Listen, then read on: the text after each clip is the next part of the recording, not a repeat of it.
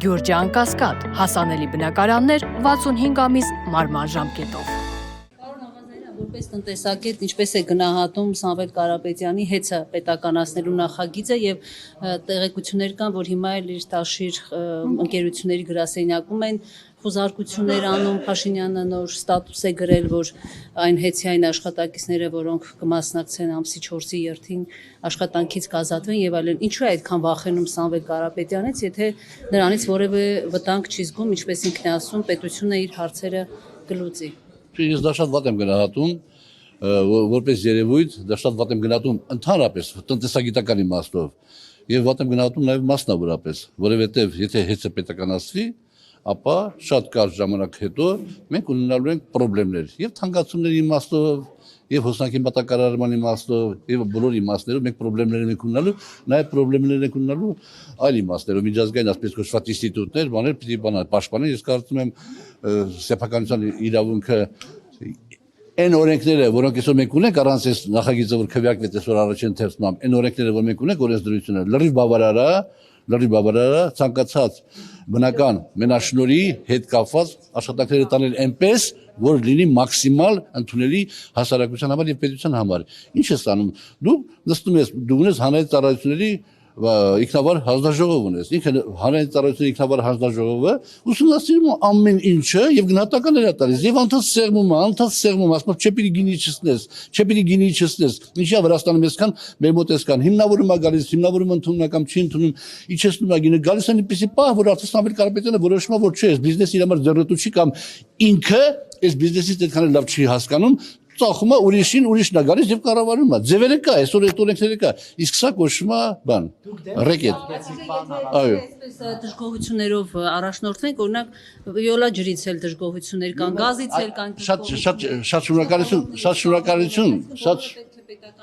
Շատ շնորհակալություն ճիշտ գաղափար ասացիք, հուշեցիք։ Նայեք, վիոլա ջրից մարդ չկա, որ համարյա թե չդժգոհի վիոլա ջրից։ Բայց ես ձեզ հավատացնում եմ,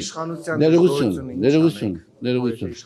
Բայց ես ձեզ հավատացնում եմ, որ եթե վիոլա ջուրը չլիներ այդ մասնավոր կառավարումը, այսօր Հայաստանում, Երևանում ներողություն, լինելու էր ջրի ամենախորը խնդրը, ջրի մատակարարման։ Մի րոպե, այո, եւ լինել հեսնա լինելու բնականաբար։ Եթե ժամանակի կոնյակի գործարանը չսեփականաշնորհվեր, որ ասում են ինչքան են թալաներ, ինչքան գողացել են եւ այլ, այսօր խաղաղագործությունը Հայաստանում 0 մակարդակի վրա կլներ։ Այսինքն այն ոլորտներն են սրանք, որ պիտի մասնավորը ղեկավարի, պետությունը պետք է վերահսկի եւ դա շատ վտանգավոր է։ Ուզում եք ներողություն Ջորջան, ես քեզ ժամը հարց չեմ տվել, անբարեխիղճ ասա։ Վերջին Գյումրիի ընտրություններում Քարոզարշավում մենք տեսանք, որ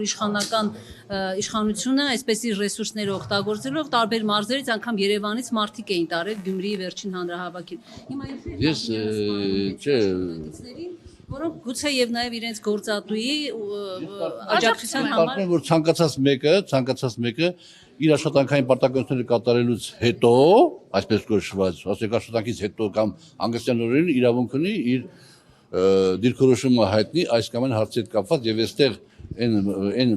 ռետորիկան, որ վարչապետը ներկայացնում է, նույնպես իմ համար անընդունելի է։ Դուք կմասնակցեք, վաղն մյուս օրն կմասնակցեք ի աջակցություն Սամվել Կարապետյանի այդ ակցիային։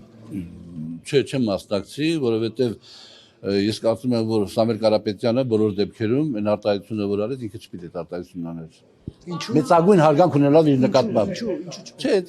դե բան այդ արտահայտություն չէր, դե ոնց որ ասած բան անես, էլի քո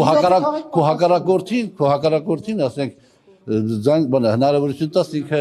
ինքը արդարացնի իր քայլերը, ասենք, պետք չէ այդպես արտահայտություն։ Ասենք Սամվել Կարապետյանը խոշորագույն բիզնեսմեն է, բայց երևում է քաղաքականության մեջ երևի փորձառությունը պակաս է։ Այդ նույն միտքը ուրիշ ձև են ասում։ Այդ ձևի չեն ասում։